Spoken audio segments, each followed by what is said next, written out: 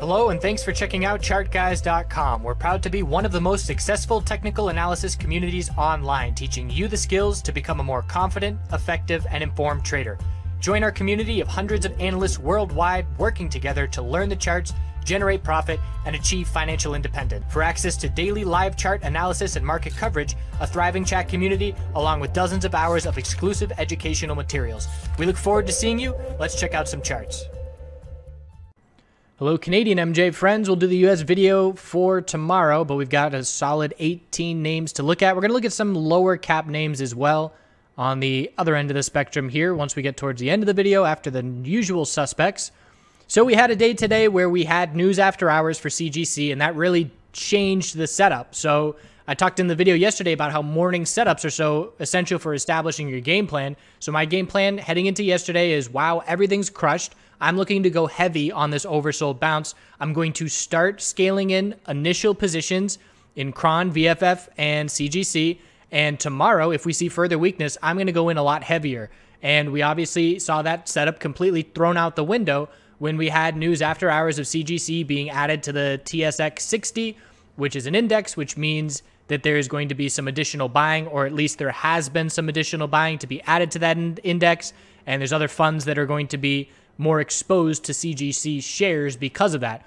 So with that, we saw a 2%, 3% move in extended hours with a reaction that was seen across the sector. Really, the S&P 500 started the morning very strong on the back of the financial sector starting to get its earnings underway. JP Morgan had earnings, and the market really liked that reaction. We're on the verge of all-time highs in the S&P 500. So again, the caution that I give almost every video is we're in a place of consolidation in both the Canadian and US MJ sectors with no consolidation whatsoever on oil nor the market. So we do have to be cautious because we need to be aware what's going to happen when the market does consolidate, which we have not seen at this point. And it's the kind of setup where right now, like I said, if we were going to see the S&P 500 with 2 red weeks of consolidation, I think that it would have a pretty significant negative impact on this sector.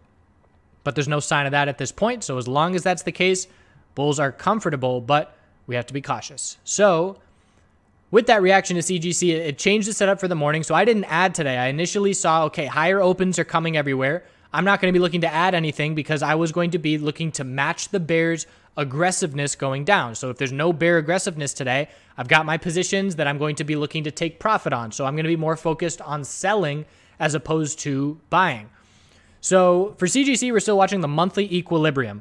And if we form the higher low, if that higher low is already set right here, which again, there's not a lot of indication that there is, but let's just say for the sake of argument that that's our higher low. That favors the bulls because we did not pull back significantly to head back down towards this range, and we're much closer to breaking resistance than we would be to breaking support. We're over $14 above support, yet we are only $12 below resistance. So fairly in the middle, but a slight edge for the bulls. A different setup, just to compare, let's look at VFF, which we'll get to in detail in just a minute. This is a daily equilibrium that is still holding, but it favors the bears. If we had pulled back to the middle of the range and then saw some bounce, it would be anybody's game. But because we pulled all the way back down to the support level, the odds of a bear break are much higher than the odds of a bull break with where we stand right now. So that's just a clear, distinct difference of what the setup tells us. And there are so many times in a play where I determine the strength of the play based on what the consolidation looks like. Yeah, the breakout's great. There's big bull volume behind it. I want to see what the bear volume looks like, and I want to see how long it takes the bulls to establish a higher low and push back for continued buying. So that's what we're looking at now on CGC, monthly consolidation and what it looks like, which is declining bear volume at this point. That's a great start. And we need a weekly trend change to be confident our monthly higher low has been set. That weekly trend change is not going to happen anytime soon. Anything under 48.60 is just a lower high. Best case scenario for the bulls would be this news sparking a shift in momentum to see over the next week or two the bulls make their way to the mid 40s and then pull back for a higher low and then change that weekly trend. Again, a ways away from happening at this point. Look at the daily 12-period exponential moving average resistance here. So on the daily time frame, I look at this and I say, okay, when we were in our equilibrium, these exponential moving averages didn't matter. The price was not respecting them, neither as support nor resistance. Yet here we have 3 rejections at the top of the daily bull move where we had our red flags for the lack of follow through. And now we have another rejection right at that level. So that's clearly showing me that this is a resistance zone, or I should say a resistance exponential moving average that the bulls are going to have to get over if they're going to get any kind of follow through. Solid bull volume buying today. Did luck out with the entries yesterday with a big higher open, and I'm going to hold that position still in a swing trade because I like the hourly consolidation we saw today where we pulled back, low bear volume after high bull volume. We established a higher low at 41.70. So as long as 41.70 holds, the bulls keep control. Didn't get a new high of the day at the end of the day, and the range on Monday, 41.70 to 42.64. Those are the most important 2 levels. There was a nice indication of bull strength this morning, and it's going to the 1-minute time frame to see it. And it was the kind of setup where we say, okay, we have a higher open coming. Is it going to be a sell the news reaction, or are we going to see bulls buy that dip and put some pressure on the shorts and see further upside? So in the first 5 minutes of trading, let's start with the first 3 minutes. We set the high of the day at 41.65 and the low of the day at 41.34. In the first 2 minutes, the high of the day and the low of the day had their range set. So at that point, I'm saying, okay, if we break the high of the day, it's bullish. If we break the low of the day, it's bearish. We did end up breaking the low of the day, but only by a couple pennies with no follow through. So that's an initial bullish sign. If that's a signal that you act on, you made a really good entry and your stop loss could go below that low at that point because that's a bear break with no follow through, so we look in the other direction. If you wanted to be more cautious, you can patiently wait for the high of the day. So we had resistance at 41.65. We rejected from 41.63, 41.58, 41.62. And again, every candlestick is a minute here. There's your bull signal. As soon as we hit a new low of the day with no follow through by a couple pennies, and then we hit a new high of the day, that tells you the bulls win. That little tug of war in the first 5 minutes goes to the bulls. And from 41.65 in just 10 minutes, we're now up at 42.17, and you're sitting on a % of profit entering on that bull signal, which keeps you very comfortable. And then if it held all the way to the high of the day, we had very solid day trade gains based on that short-term initial signal. So as far as the daily chart goes, actually, I'm watching the 4-hour inverse head and shoulders setup here on CGC. So here is our left shoulder. So we don't have to initially head up and break resistance first thing on Monday, but we can't break support by too much. So here's our left shoulder. Here's the head.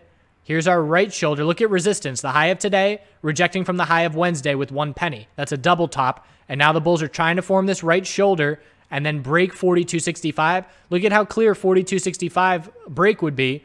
64, 65, and 70, they're all right there. And if we break those levels, we're then looking up in those low 44s where we topped out initially. So bulls would love to break these resistances Monday, ideally. If it doesn't happen Monday, just don't want to pull back too much to stay within striking distance for Tuesday's potential test of that resistance. But that is the most important short-term resistance to be watching for CGC. So at this point, I had a really lucked out good entry in terms of timing it with that news of 39.75. So very comfortable, probably going to set it as break even and let it ride a little bit longer and see if we can get that follow through and break of that resistance level. So going to Monday and Tuesday will be very important as to whether or not I cut that trade loose or let it ride out a little bit further. Because I had a CGC mistake where I made a longer term entry down here and then exited too soon back in January 2019. So going to give it a little bit more wiggle room after learning from that mistake. So Kron had a higher open as well, and it was a nice slow and steady move. It took a little while for the bulls to convincingly get going, but then once they did, we had very nice 5-minute higher low and higher high, and I sold my position. I scaled out in 2 sells. The first sell was in the 1730s, and the second sell was in the 1730s as well. We hit a new high of the day. I wasn't too worried about it because I knew we were looking for an hourly lower high to be set on this move. This move was coming straight off the low. 1814 was the high. The low was 1660, and we're looking for just a lower high compared to 1814. And we were a bit extended, so I was perfectly fine locking in that profit. Again, I was planning on having 200% more shares in Kron today if this bounce at the end of the day did not get any follow through, and we headed down towards $16 today. So because that didn't play out, my game plan shifted into profit-taking mode, which I am glad I did, obviously, because we closed weak. It is a daily inside bar, but we don't have a whole lot of follow-through on any kind of trend change, and the bulls are going to have to break the high of today to change this hourly trend because, again, you take away extended hours, and you can clearly see this bounce came straight off the low. We have to hold 1660 and break 1765 to change the hourly trend to get any follow-through here. So Cron bulls haven't really proven much at all. And again, this is not the kind of all-out dump that I get too aggressive on because there's stairs stepping their way down and cooling off. We are looking for that monthly higher low to form, same as we're looking for CGC, and I wouldn't be surprised to see it form for CGC and Cron at the same time.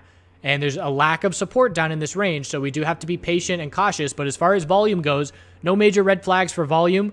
And at this point, we're almost halfway through the month, and we can see it's very low volume. So the monthly chart is doing what the bears or what the bulls want to see, and it's time to keep an eye on a daily trend change to indicate a weekly bounce is underway for Cron. And again, it's just so hard because I don't know how the sector is going to react when SPY does pull back. But like I said, if SPY pulls back the next 2 weeks in April, Cron's probably going to head down into the $15 range. ACB, still weak here, and we've been pretty range bound. Not a whole lot of volatility in ACB recently. Daily inside bar today, break of 881, has us looking at 878 and 865, and a bull break of 903 has us looking at 914 and 930. So not exactly an equilibrium, but certainly sideways and tight range, and not really a whole lot to say aside from looking for that break in the near term. We do still have a weekly uptrend here, so can't lose sight of that for ACB because CGC and Cron do not have a weekly uptrend at this point. And if we look at the monthly time frame for ACB, equilibrium looks likely here as well with a low, high, higher low, lower high, and it looks like we need a monthly higher low, but we're not going to see that monthly consolidation unless we see a bear break on the weekly time frame. And right now, as far as the weekly chart is concerned, no major red flags. We're not seeing a lot of bull follow through, but we are also keeping this uptrend. So ACB longer term, not too far away from all-time highs. I guess that is a 50% move. That is pretty hefty, but not giving back the gains that we saw early this year. APHA clearly standing out as a bull. Look at the volume. So APHA inside bar bull break, close at the high of the day, 2 out of the last 3 days. Heading into earnings, in my opinion, that is definitely a large reason we're seeing this strength. If we clear these levels of 1014 and 1017, we're looking at 1068, our other double top to be watching. And the bulls have a lot of momentum. I expect them to test 1017 and probably break it early next week. Weekly time frame for APHA, sideways for months. And these earnings, I expect to see bullish action heading into earnings, but then the earnings are going to determine, and actually those earnings I believe are on Monday, so we might not have too much time before that, but we're pretty much going to head to the low of this range of 874 and 808, 2 support tests if it's a bearish reaction, and if it's a bullish reaction, it's 1095 as the key short-term resistance to be watching. So that's going to be a pretty important reaction for APHA to dictate where we head from here. And again, keep those monthly perspectives on watch. Inside bars, tightening sideways range, waiting for those earnings. TLRY gap down open for buying today. It was a laggard. It stayed weak while CGC started the morning strong with Cron and VFF and then got going a little bit afterwards. We're still crushed on RSI. We still need an hourly trend change for the bulls to prove anything. We dipped down to 50.75 first thing. Very solid bounce. That's a 4% plus bounce. And now we have to see a higher low, ideally 52.59, and then a break of 54.42 to change the hourly trend, which would have us zoom out on the daily and look for just a daily lower high to form because the last one was way far away in the 66s. So still crushed on TLRY. We can head down. I think someone came out with a price target of $8 on TLRY today. We're not heading to $8 anytime soon, in my opinion, but still weak and not going to be focusing on TLRY at this point. That 4 hour, I mean, this inside bar bear break is what made me lose interest because that cooled off the RSI levels and then allowed for another leg down. So these weak bounces are the last thing that the bulls want to see. They want V-shaped recoveries and still certainly very overextended, but tons of shorts on this name. Keeping an eye out in case some kind of news comes out to potentially cause a little short squeeze, but nothing on the short-term horizon. OGI stood out as a big bull day as well. So APHA and OGI and CGC on the Canadian side of things stood out today. And the US MJ sector really stood out weaker than Canadian MJ. And that hasn't happened in the last couple of weeks as clearly as it was happening today. So a nice solid green day. We still have the daily uptrend. So every single candlestick here is a lower high on this consolidation. So we never had a really clear bounce attempt that rejected and then dropped to a lower lows, which is what you need to lose the uptrend. A bounce, a key support holding, an attempt to see continuation, failure, and then drop to lower lows. We didn't get that. So this is now the bounce. This is now our daily high or low because we have broken that pattern and we have clearly bounced off of 877, maintaining 864 support, keeping in mind that 4-hour head and shoulders pattern that I pointed out in the last video that would still be a possibility. And I believe I changed time frames to make it more clear, would still have a possibility. This is the 12-hour chart, and I don't ever use the 12-hour chart for stocks aside just from showing a clear point here to just have it nice and condensed with the left shoulder, head, and if we top out in the mid to upper $9 range and then roll over and break 877 sometime in the next week or two, that would be a clear loss of the daily uptrend. But at this point, nice strong close for the bulls and the hourly higher low of support, looking at 921 as that first short-term support level. And as far as resistance goes, after 940, we've got 949 and 963. TRST, not a whole lot standing out for the bulls. Don't know what's going on with the chart here, but TRST. So the daily chart's an inside bar. Inside bar last time broke bear. 933 is support, 960 is resistance.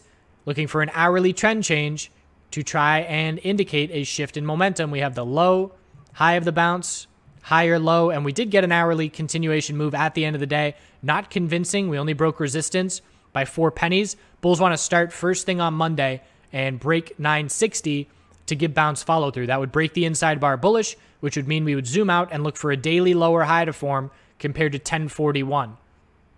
So this is step number 1 of the bounce getting going, but we have to break this daily inside bar bullish on Monday. Hexo, still weak. Daily inside bar here as well. 830 support, 843 resistance. No hourly trend change on this bounce. We have the low, high of the bounce. Higher low is 831, and we have to break 843 to change that hourly trend. So still weak, low volume, not a whole lot going on today. VFF was a good bull move first thing this morning. VFF, Cron, and CGC all stood out. Look at that move right out of the gate. But another move where, again, if I'm holding my position already and I see that kind of strength out of the gate and I look at the hourly time frame and say, okay, we're coming straight off the low. We can break some hourly resistance levels, but we know that an hourly higher low and higher high is needed to change any trend. So I was very content scaling out of my VFF position into that initial bull move in the first half hour of trading today. We then pulled back on the hourly pretty significantly. Higher low is 1719, and we have to break 1834 to change this hourly trend, which hasn't happened yet. You can see it's a bit of an inverse head and shoulders pattern here as well, but if we can't break 1834, the bulls do not prove anything. And again, the bottom line is on the daily time frame. This is a scenario where we are so close to support and the bounce follow through is so lacking here that the odds of a bear break certainly outweigh a bull break. The bull break is 22.49, and we are currently $5.50 from a bull break, yet we are $1 away from a bear break. So big difference. Weekly time frame, if we do get bear break, we're going to be looking at weekly exponential support, but again, a lack of support because below 1676, it's 1630, and then 1384. Obviously, psychological levels before that, but the point is we ran up so hard that we do need to be cautious as to how significant this pullback is going to be if that support level is lost. I'll still be interested in VFF on Monday, but I need an hourly trend change at this point. TGOD. So TGOD is a daily inside bar. Support is 419. Resistance is 438. Hourly equilibrium, it's not really textbook in terms of its prettiness, but we've got our low, high, higher low, lower high, and we have to hold 415 here on Monday and try and head back up to 438. So keep an eye on the hourly tightening range that's going to dictate how these inside bars or how this inside bar breaks. And it's pretty much going to tell us, are we starting an attempt to form another weekly higher low, or do we still have to wait patiently for that weekly higher low to form? At this point, not a whole lot of confidence with the close at the low of the day. Pretty much 4 out of the last 5 days and 5 out of the last 7 days. Actually, if we're going to go all the way back, 7 out of the last 9 days, we've closed near the low of the day on TGOD, which is obviously the other end of the spectrum in terms of what the bulls want to be seeing. CXXI. Bulls had to be cautious of a bear flag here. This is a weak bounce attempt after a dump, and we have bulls defending support, but we can easily roll over for another leg down. And at this point, it's a clear hourly tightening range. 170 support, 198 resistance. 174 is a higher low, 190 is a lower high. Bulls held support right at the end of the day. If we can't break 190, this range will stay tightening on Monday. But if we break 174, the odds of that daily bear flag confirming will instantly increase. And after 170, we're looking down at 160. So weekly higher low is trying to form. There's no sign of it at this point. We've already consolidated a good bit off that high, but how that hourly pattern breaks is going to determine a lot for the start of next week. NRTH, dumping. So this is a pump that ran real hard, real fast. We had our high, low, lower high, and then just a slow fade, increased bear volume today.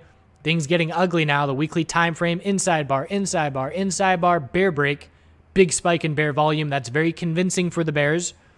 And we are approaching daily oversold RSI. So the lack of support in this area means the RSI can get overextended. After 98, we've got 96. There's a gap at 94.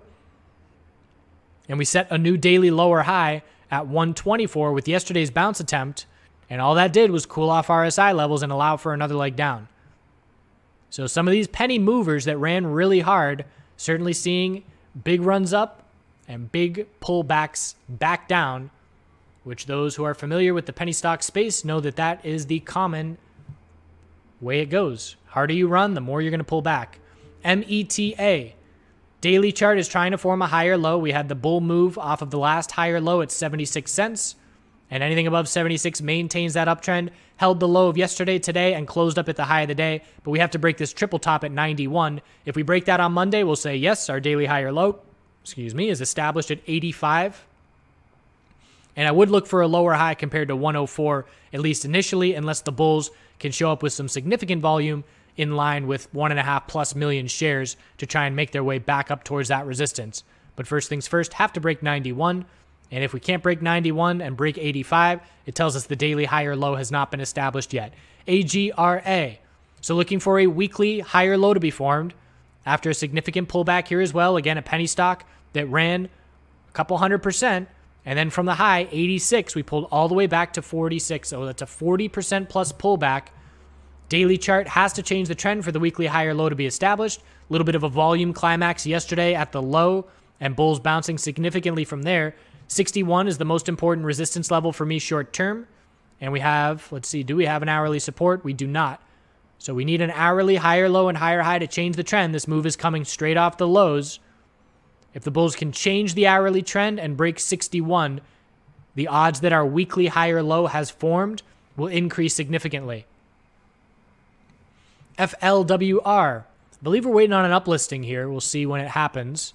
And again, I've given the warning before that low cap names, certainly in the penny stock world, plenty of times, I can't tell you how many times I've seen a press release about uplisting that is absolute fluff and not going to happen. Again, I'm not saying FLWR is doing that. I don't know the details fundamentally about the company at all, but I just want to let you know that there are companies that, in my opinion, are going to dangle that carrot without ever getting uplisted.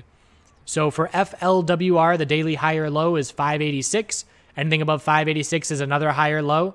We've got resistance at 694 and then 7 psychological. And our new daily higher low will form when we change the hourly trend back to the bulls. So looking at the hourly chart, 645 is the low, 664 is the high. And if the bulls can break 664, that will shift the hourly momentum and give us our new daily higher low. But we had a real tight range here. 585 support held at a double bottom, and then a bull break of resistance on big bull volume. Since then, it's declining bear volume. No red flags on this consolidation. I look at it on the 4-hour time frame. Didn't give back too significant of a percentage of the move. And with my style of technical analysis, A lot of people use Fibonacci retracement levels, and I don't actually draw the Fibonacci's, but it's definitely a part of my style because I'm looking at the percentage move and the size of the pullback to determine, is it healthy consolidation? The volume and the size of the pullback, percentage speaking, if we can hold and only get back a third of the move, that's a potential bull flag. If we get back 50% plus of the move, I know an equilibrium is more likely. So while I'm not calculating the exact percentages, I'm definitely doing rough percentages in my head to determine parts of my analysis in terms of getting what's the most likely scenario. TILT is in free fall. So on the weekly time frame here, we don't have any support until back to the IPO levels. It's been a clear downtrend. I initially entered. I took a small loss on tilt because I entered on a daily bull break here. I entered right about low 290s and was looking for the break of 325 to change this weekly trend, and we rejected, and it's been off a cliff since then. So exited on the break at 262. Definitely took a loss, but it was a smaller loss because it's a smaller low cap name on the OTC that I had to play it in, and also the fact that it was a swing trade, just smaller positions all around. But we are looking for an oversold bounce. The daily RSI is close to oversold. The 4-hour RSI is absolutely crushed, and the hourly RSI is crushed as well. So just this is the kind of move that I like in terms of oversold bounces with how extended it gets. But on a name like this, things get more extreme because of the lack of price history, the lack of support levels established on the way up, and we're looking down at 225, 221 is the next two support levels. 184 is really the only clear support level from here. 2 psychological is mixed in there. So I'd be interested in looking for an oversold bounce early next week as things are very extended, but we would just be looking for a lower high. So perhaps a 10% bounce to form that lower high, and wouldn't be looking for a whole lot more than that, at least initially, but pretty extreme selling. KHRN, so not a Canadian name. We're in South America here and in Mexico, but we're looking at the weekly equilibrium, which is not confidently holding here. And the lack of confidence is all based off of zero follow-through from this news candlestick. It just gave it back 5 days in a row. So on the weekly time frame, we have our high, low, lower high, and trying to form that higher low at 321, but we closed at the low of the day, 320 I should say. Close at the low of the day. Certainly looks like that support's going to be tested first thing next week. 301 is the must-hold level to stay in this equilibrium, and we're so beat up that if we were to drop down to 301, and I mean beat up on the shorter term time frames, 4-hour RSI has bounced just above 30 multiple times, and it's heading back to that level. The hourly RSI back down right towards oversold. It's bounced just under 30 multiple times. So if we drop down towards 301, it's a potential fishing play off of that support to stay in the weekly equilibrium. But that's really all the bulls are hoping for at this point. So I appreciate you watching. That's what we've got as we head into next week. Going to be monitoring my CGC swing position, and I am more interested in some of the USMJ names, specifically IAN, early next week as well, but going to be continuing to monitor this space and see how it continues to play out. The most important thing for me, I want to know, what is this sector going to do on any SPY weakness? Because just checking back in on SPY real quick, the S&P 500, the first sign of consolidation we got was on Tuesday, and that's when things really started to shift clearly in this sector for a pullback. Monday and Tuesday really stood out. So it was even just that little flinch of the market with brief consolidation. It almost seemed like a catalyst for this bigger consolidation in both the US and Canadian MJ spaces. So we'll keep an eye on all of it and continue to check in as always. Have a good weekend. We'll see you tomorrow with the USMJ video. So picking up Adventure Time, back 5 years ago when I was in Costa Rica. It's Friday, so we've got a sour brown from New Belgian Brewery in town. So at nighttime in Costa Rica, all the creatures would come out. And from the last video, you could see that the spot we were staying in was very exposed to the elements. So the bugs and the critters were always coming inside. And it was not uncommon to have a scorpion in the bedroom or a crab in the kitchen. And the bugs at night would come and be attracted to any lights we had on. So the geckos would all hang out around the lights, and they would just feast on all the flies and the bugs that would land near the lights. So that was fun to just watch every night. Some more different little iguana guys. Dan in the beach. Cowboy wondering what's going on. Baloo. Very comfortable with her new guardians. And just more incredible beach sunset. There was a moment where we were floating in the water and the sun was looking like that. And I said, if life is a trip, I'm peaking right now.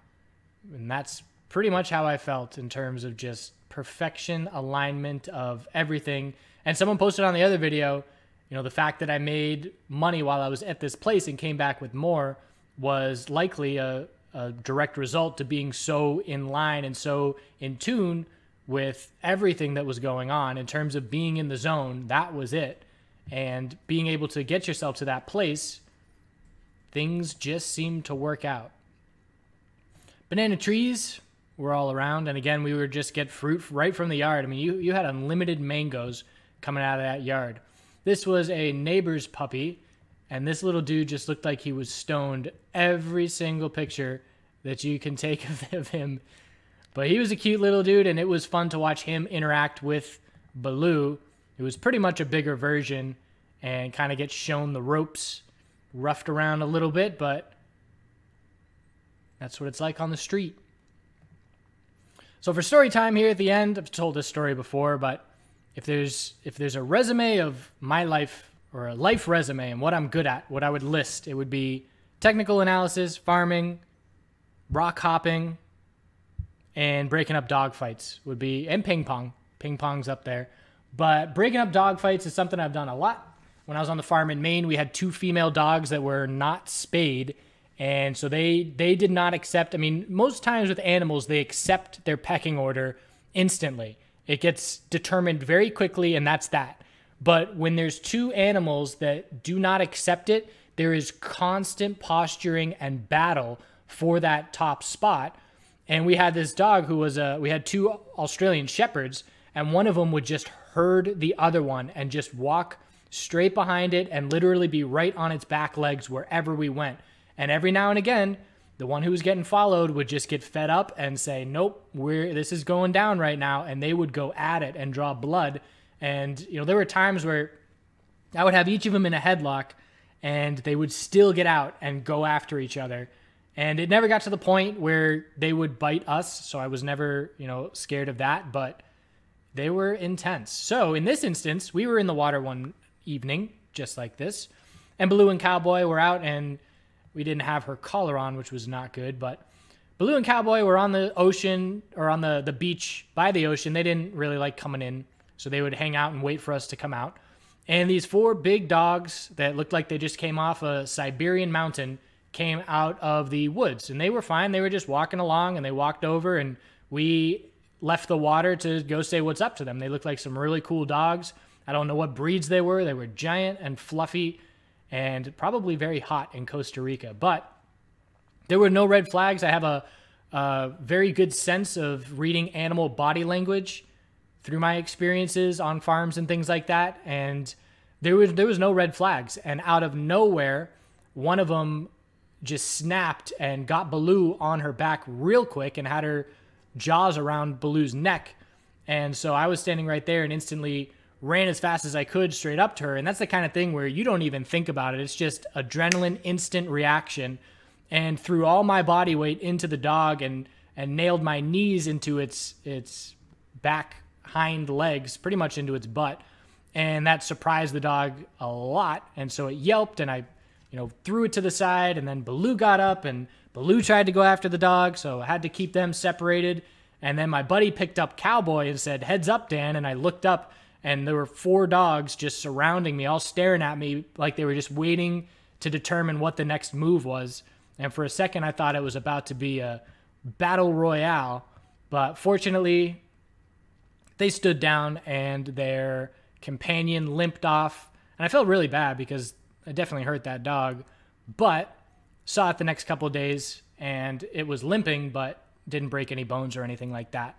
So that was a big adrenaline rush, and certainly a fun story to relive, but glad to protect Baloo. And after that, we had this bond where she knew I was alpha, and there was this instant unspoken respect where it's like, it's hard to describe, but she knew I had her back, and that was a fun moment. So that's it. USMJ video tomorrow, although I guess this video is going to be at the end of the USMJ video too, so now we're getting all Inception-like. Have a good weekend. We'll see you next week.